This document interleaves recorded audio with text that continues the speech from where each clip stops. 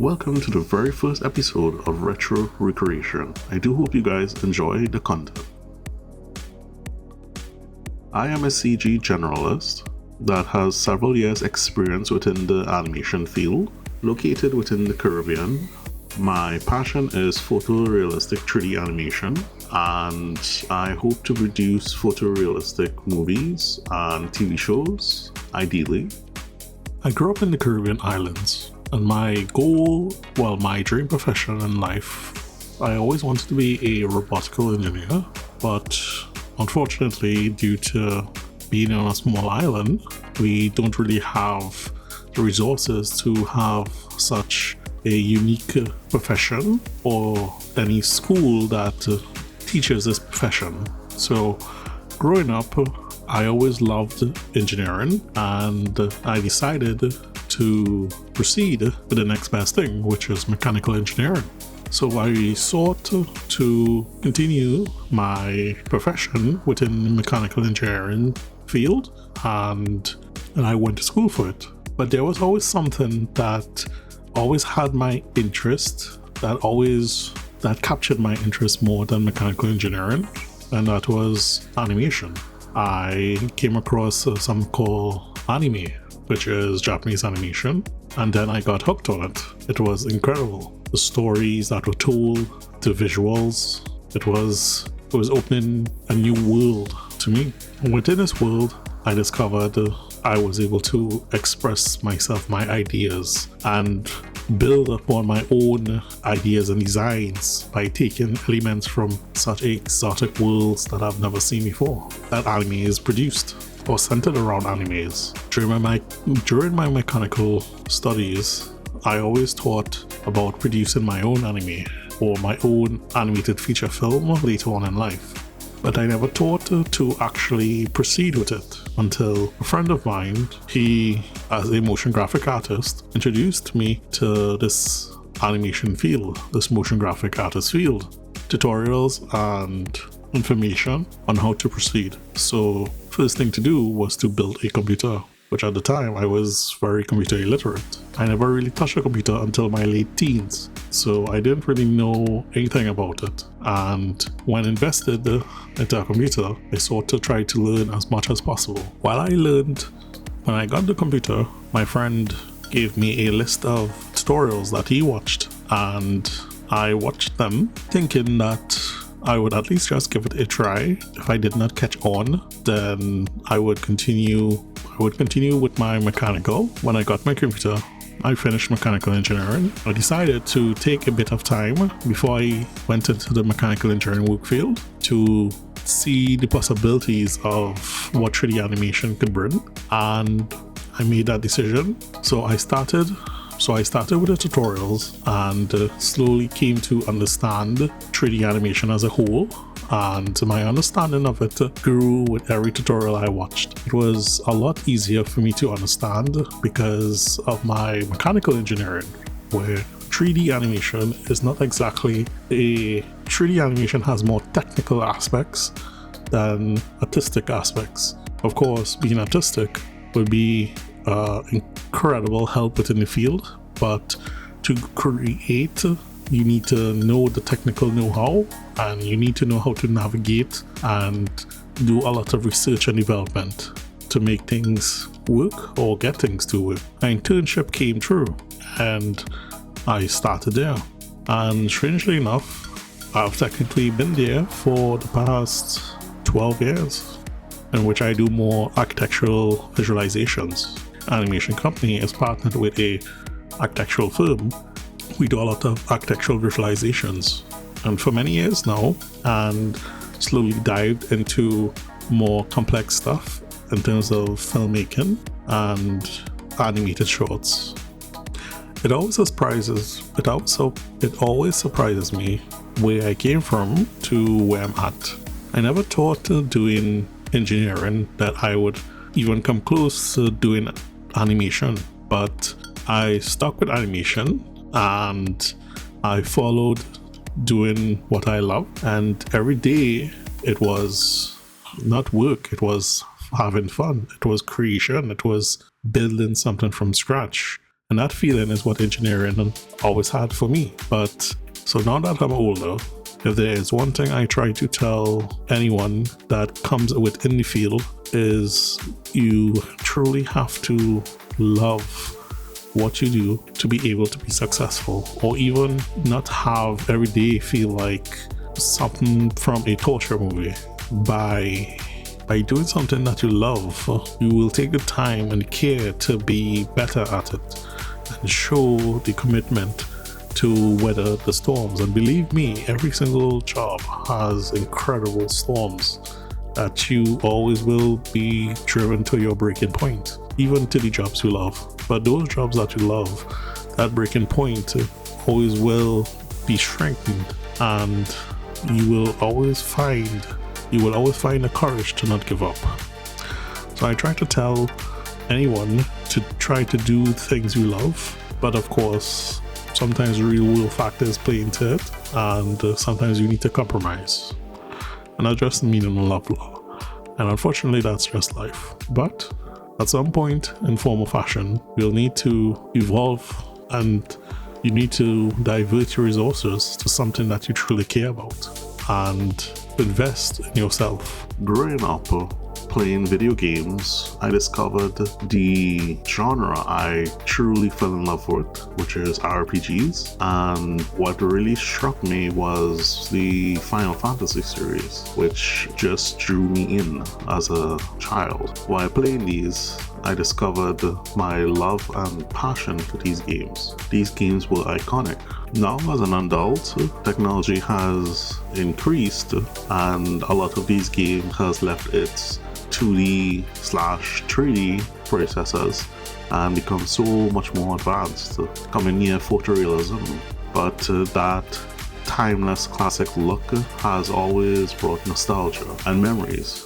With many game companies remaking their older titles, I've always enjoyed to play these games in today's generation, hoping they would be enhanced at least to look better backgrounds or better quality graphics, something that improves the overall look. Unfortunately, due to budget concerns or probably time constraints with budget concerns, a lot of these games tend to have the main character or characters in newer 3D models, but disengage the quality of the backgrounds.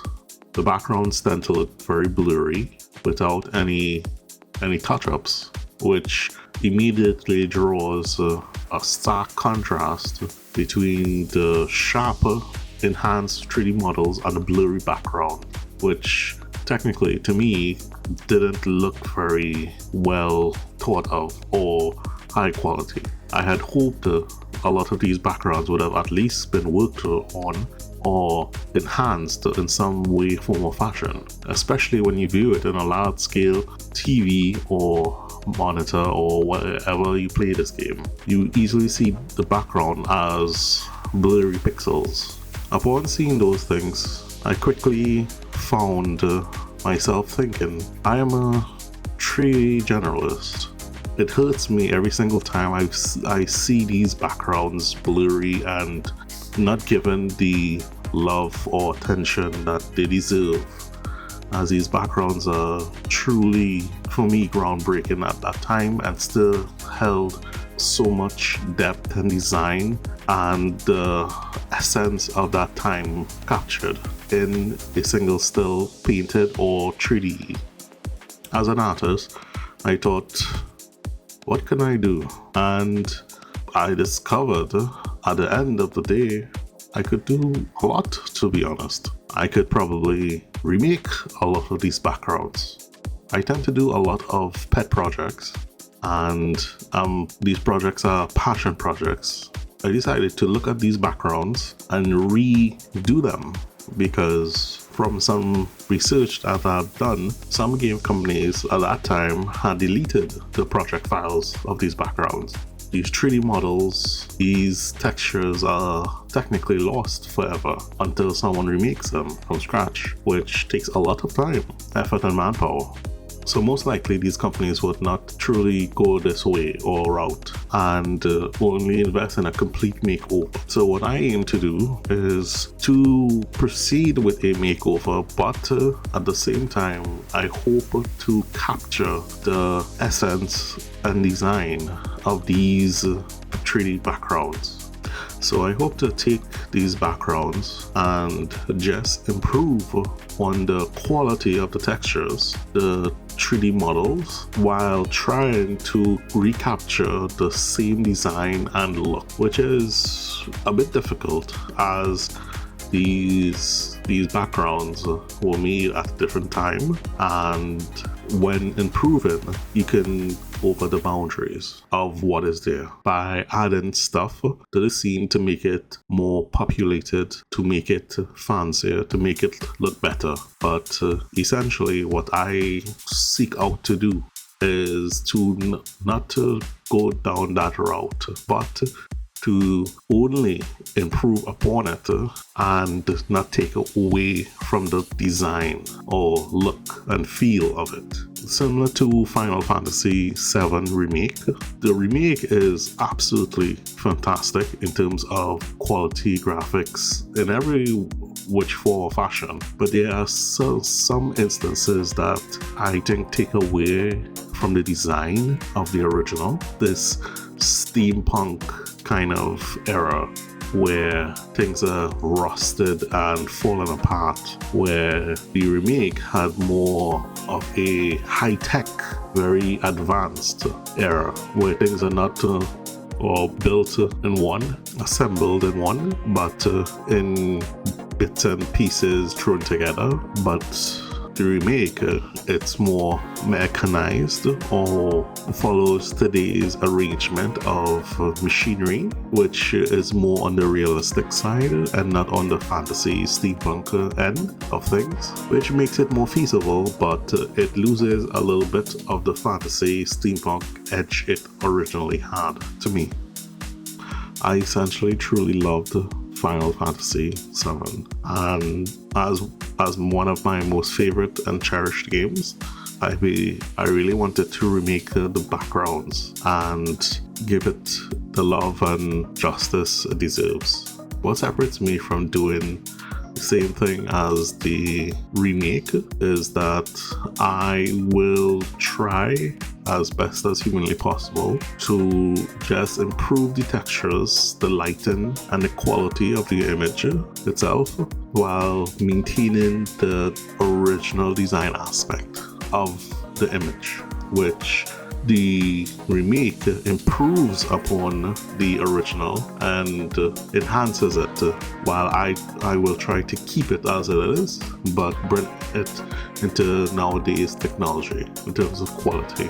Final Fantasy VII is not the only one I'm interested in redoing the backgrounds for, but every other Final Fantasy game that's out there, similar to most likely I might do Final Fantasy IX next, but right now I'll focus on the backgrounds for Final Fantasy VII and try to get these out, hopefully monthly as time goes. And I really do hope you guys enjoy it. I will discuss my process on going through and building these backgrounds, and hopefully you guys would find this entertaining or useful.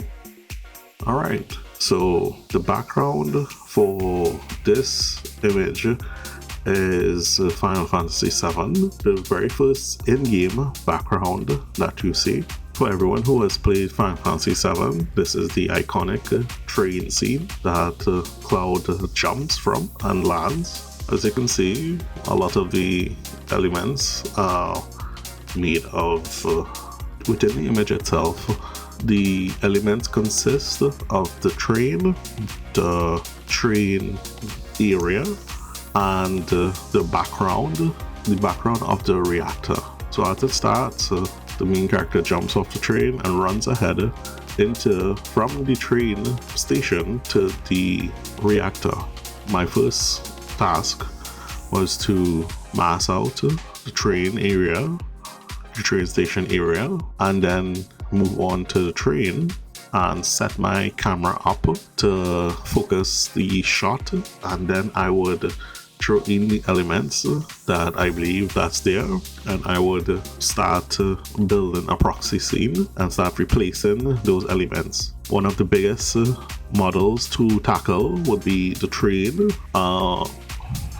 Originally, the train should be pretty simple, but I wanted to build out the complete train because I believe a few other scenes I could throw in the train. So I might as well build out the complete train set and just have it there. And when things are proceeding to the other backgrounds, I could just simply take the train and place it within the scene. The train proved a lot more difficult as to how complex it was, and getting those shapes right. I was a little bit rusty on my modeling skills at the time, so I had to try to figure out a few shapes and dimensions. But I believe the train came along as it should. A lot of guesswork, of course. When you try to model based on an image, it's all estimations, especially this train. There wouldn't be much of real schematics to utilize, or schematics I did not find anyway, or some that weren't truly enough to be utilized in a professional manner. So I more or less eyeballed a lot of it and switched and tried to figure out the shape that worked. Now, in terms of the train design, I looked online and found a few different designs, and this one that I chose is the closest to what I'm seeing. It doesn't look exact, but it is the closest to what I'm seeing for the train model, and I decided to go with it and try to find, of course, any schematics or any dimensions whatsoever, but that unfortunately I did not find any, so hence needed to eyeball and work to suit. Building the train was pretty interesting because of the steampunk design, which of course I loved, and really like how Final Fantasy VII utilized this whole look at the time it came out. As you can see, I decided to have a sped up video instead of tutorials, primarily because it would be a long tutorial, especially clocking in at 46 hours, I believe. That would be many tutorials to get through to one scene.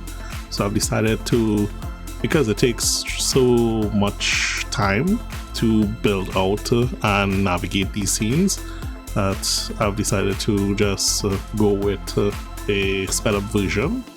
And personally, I like the sped up version also to just see the progress and whatnot. And I would voice over anything that I think would be important to discuss during the whole building phase of the project. As you can see, I do like to format my screens in a certain way that I am familiar and accustomed to. It's very difficult for me to work with one screen, unfortunately, because I don't necessarily have large monitors. I have more or less average size monitors. So just working with one monitor is a bit jarring for me. I tend to need 2 or 3, ideally, monitors, so I can separate my screens accordingly and have everything I need and to be as optimized as possible. This is my screen setup to those who would like to know. As you can see, I try to incorporate the picture viewer where I would load up my reference image and place it to the corner where I can just easily look and apply my designs to the train, where I would look at a reference and apply what I believe is the right design to the train. One of the most time-consuming stuff for the train, it would be the bolts, because there's a lot of numerous bolts because of the metal plating. Taking my time and building out these scenes were quite enjoyable. I really love Final Fantasy VII. In terms of building out these backgrounds, it allowed me to take a real hard look at these backgrounds, look at all the elements that needed to be modeled and designed, and looked at the textures that was used, the models, the placement, the overall look, a better appreciation for how everything was designed, and the meticulous work at that time went into. For those who are familiar with 3D animation, you can see I build out each piece and I copy them, or I move them. I don't really use cloners and whatnot, because to me it just gives the more accurate, it gives me more control over each one, be able to move and fix and mesh instead of being constricted by the cloner itself. Of course, it comes with a huge downside in terms of having any changes to one and needed to apply that change to everything else would be a big ricochet throughout the entire project. The software I'm using to create this entire thing is Cinema 4D, and the render engine is Corona. I use Cinema and Corona because I use Cinema, of course, because I was trained in cinema originally. I'm a self-taught 3D animator. The first software I truly utilized was, of course, Cinema 4D, because it was user-friendly, and the person that introduced me to the animation, motion graphics pipeline used the Cinema 4D, my friend, and from there I just continued along the lines of utilizing cinema and never really looked back.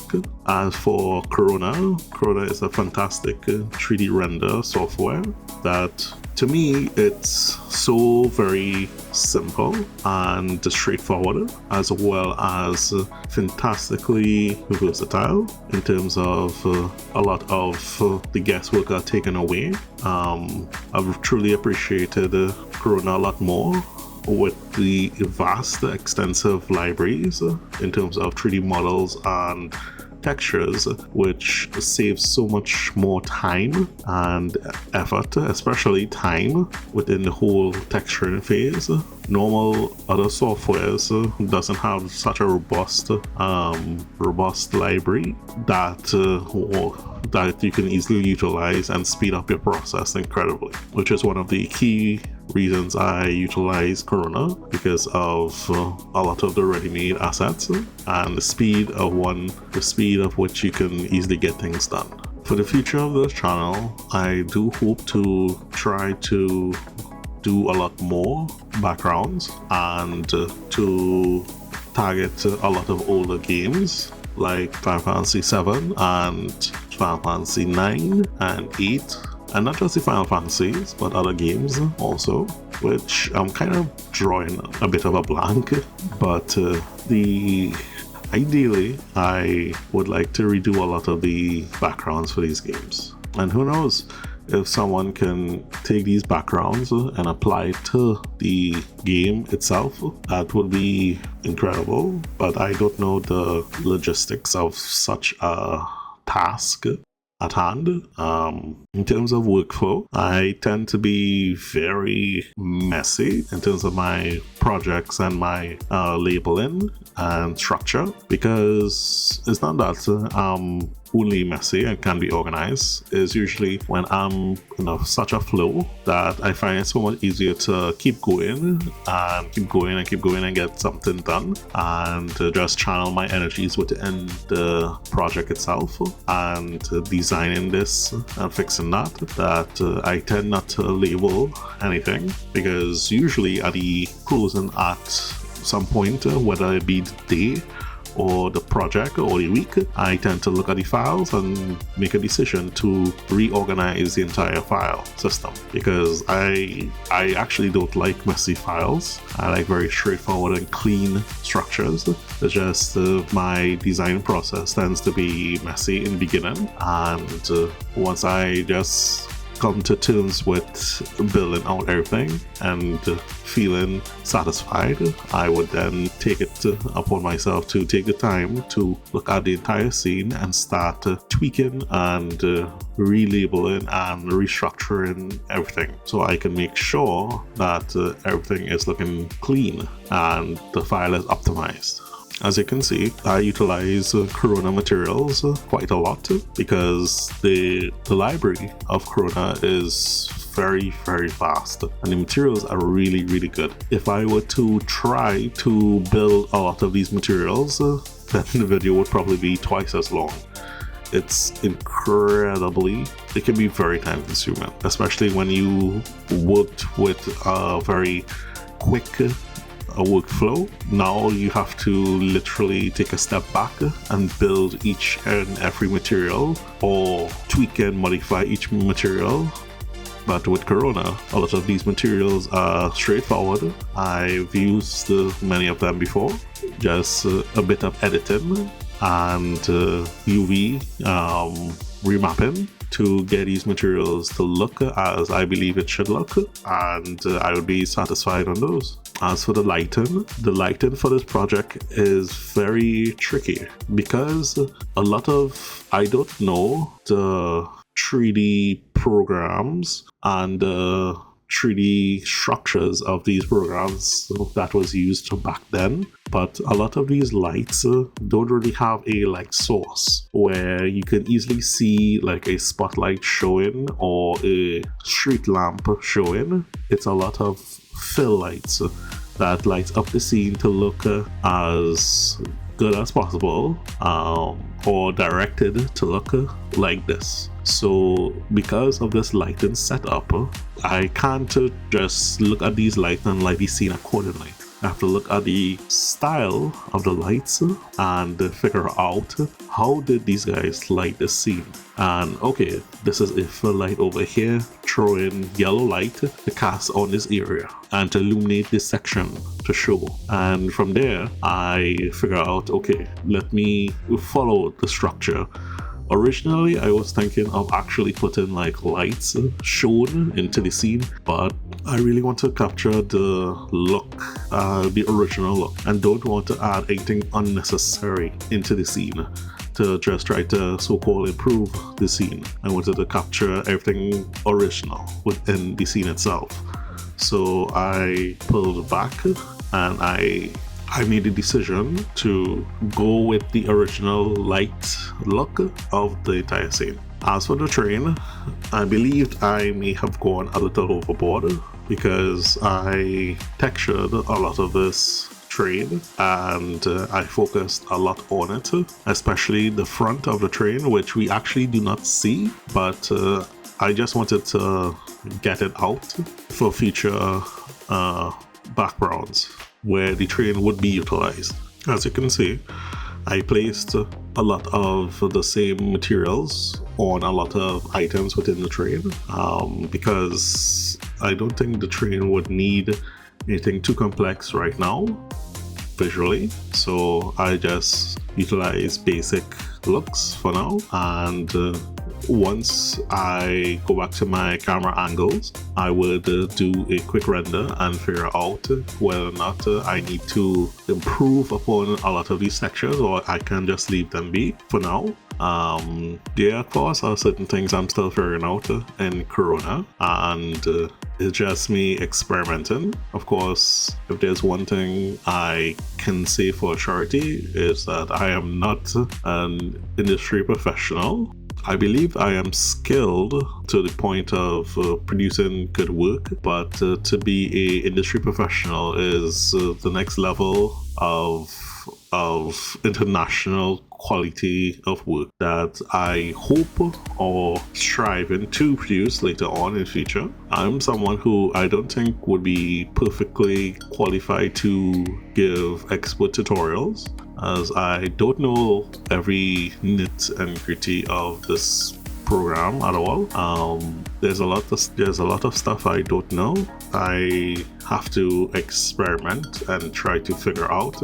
I tend to think that hopefully my mistakes or me trying to figure out stuff would help people. It helped me out when I watched Grayscale back then, trying to learn 3D animation. Seeing mistakes and seeing how to recover from these mistakes was so very helpful. So I hope to learn from my own mistakes. There is, of course, a lot of ways to be more efficient. Sometimes I don't tend to be the most efficient, and I'm forced to go back and do cleanups or try to figure out how I can fix this to be more effective. And you live and you learn accordingly. There is one thing I've realized doing some of these Final Fantasy VII backgrounds is that there is a lot of rust, there's a lot of grunge, there's nothing really high quality metal sheens or anything like that. There is always some form of degradation, and it just adds texture to the entire scene itself. So a lot of these surfaces are never exactly clean per se, and it really shows. There are two things that I really wanted to utilize or do within the scenes, but I kind of held back because of the limitation I set upon myself, being to be as authentic as possible to the original 3D renders. And that's number one, the surroundings. As you can see, when you first for those who've ever played the remake, you are introduced to a scene of dark with lots of green, highly contrasted, low light train station where the ground is littered with trash, boxes, construction equipment, so much other props and stuff like that, where I usually one of my strong suits are scene building, where I can take a lot of models and place it within the scene. And as I build scene, my objective is to make this scene chaotic or highly lived in, which in itself is some chaotic, some order. So when you place a lot of stuff within a scene, it feels alive. But of course, you need to think on what is going there, what is really needed. You don't place construction material in a bedroom. That does not work. But let's just say you place lots of clothes and shoes and sheets all over the bedroom. It's very messy, but it looks lived in and it fills the space. So for this image, the original image didn't have any trash or any boxes or anything like that. Maybe because of the time where they could not truly do so much design within such a scene back then.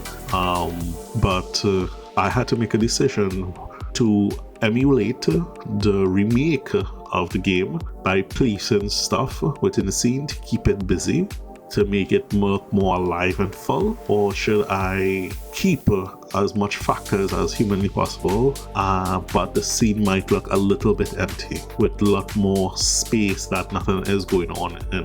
And I've decided to go with the original intent, which is to just remake the scene with better textures and a look that I believe would warrant a remake and not a reimagination, a recreation. As for the next one, it was the lighting. As you can see within the remake, there is a dark, highly contrasted green light, and it fills the scene with a very dynamic look with the haze and the fog. But within the original, it's not like that. There is yellow lights, there is several different types of light. The scene is well lit, so I had to choose. I really liked the lighting, that green haze of Mako, that energy that feels within the scene itself. I really like that.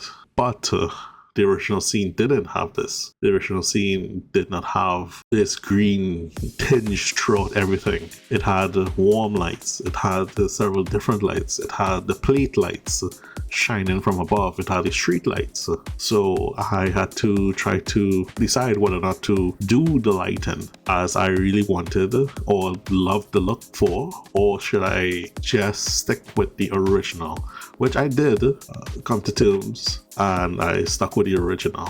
I hoped to show off the lighting of the original. The remake lighting is there for anyone who wants to see or love the remake, but what I want to do is try to recapture that background look of the original. Alright everyone, I thank you so very much if you've kept on watching, and if you've listened to me, I thank you all the more. I know I'm not exactly the most entertaining person, and I just wanted you guys to look or share my joy and process of remaking these backgrounds. I hope you guys at least found one bit of joy within this entire thing. Of course, unfortunately, a lot of these things takes a lot of time and effort.